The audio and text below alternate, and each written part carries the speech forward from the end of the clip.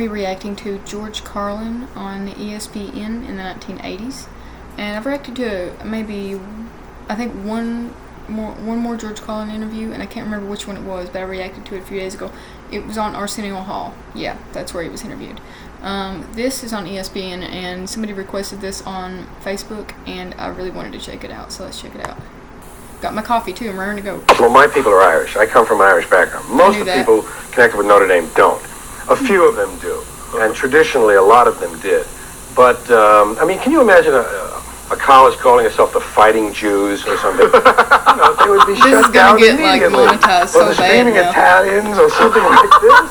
You would never have that. Why should we tolerate that? Well, being a Jew, I would say maybe a more, colorful name might be the negotiating Jew. The negotiating Jew. Because Jews are not big fighters, let's face it. No, that's true. Yeah, I mean, according to, that was one of the things that I always worked, that's a curious thing, isn't it?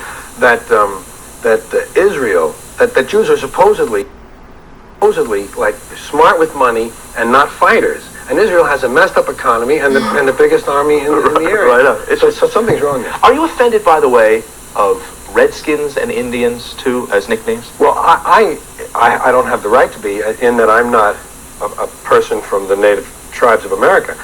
But for them, it's an insult. Sure it is. It's stupid. They should change the name. Agree. Yeah, it's stupid. But of course, then you have things like tradition then you make such a show out of it that you call somehow you're calling attention to the wrong side of it. The worst part of it is over. Which happens a lot, where people cause attention to the wrong side of things. You know what I mean? I really like this interview so far, and it's amazing the way that we're talking in the 80s compared to the way people talk now about things. I mean, this is probably going to get monetized, I guarantee it, but wow. Sorry, this is incredible. It's been done. Yeah. I like the What candidness. about the little leprechaun, by the way, for Notre Dame? Yeah, that's the mascots. Yeah, staggering around. Full of barley malt. I'm sure you've had some of the absurdities of sport in the last year.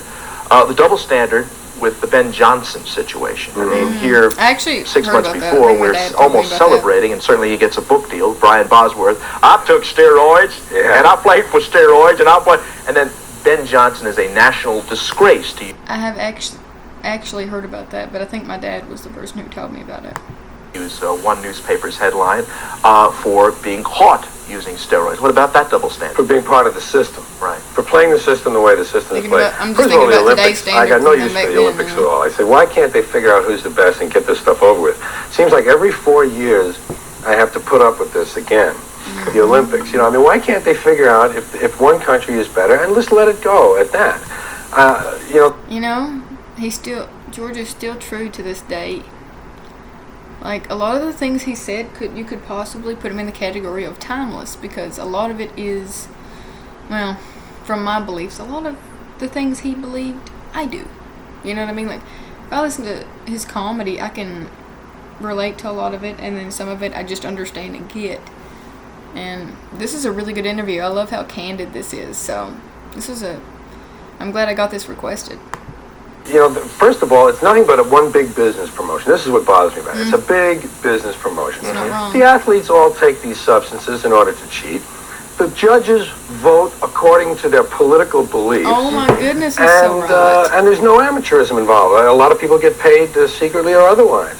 So what's the big deal? It's just to make money for a network and make money for a bunch of people like McDonald's and these companies that want to give you pins that have 5 rings on it. It's all part of the American. I think when I listen to interviews like this or just his shows, I'm going to download an app where I can have like clapping in the background, and every time I like something, I'll do that.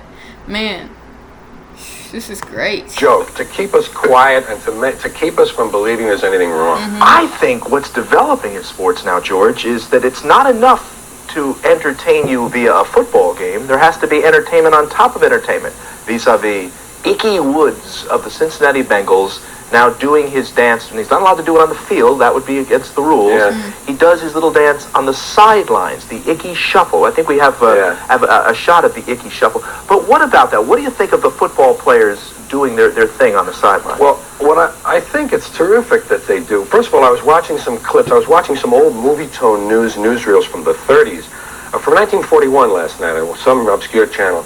and they were showing Michigan, Minnesota, and they showed USC playing somebody, Pitt, I think, and no, Pitt was supposed to come to the Rose Bowl. At any rate, when these guys would finish a play, they would get up and they would just all walk back. You know, the offense would walk back or trot back to the huddle. The other guys would just get up and kind of look at each other, and there was no jumping or anything. But I'm in favor of celebration. You know, like dance is the original celebration. Yes. Jumping up into the universe is what you're doing. When you leap off the ground, you're dancing in the universe. And there's something good about people expressing themselves and expressing their feelings. To have rules that you can't spontaneously express yourself is just another sign of the kind of mentality. I hate to pause it, but man, George was so smart. Like, I mean, I think he only got to ninth grade, but he was a very smart person. Sometimes when I listen to some of his interviews where he's really talking about certain topics that are like educational and stuff, just because I'm such a big fan of him, if I watch certain videos, it'll make me tear up, you know. This is just so interesting, though.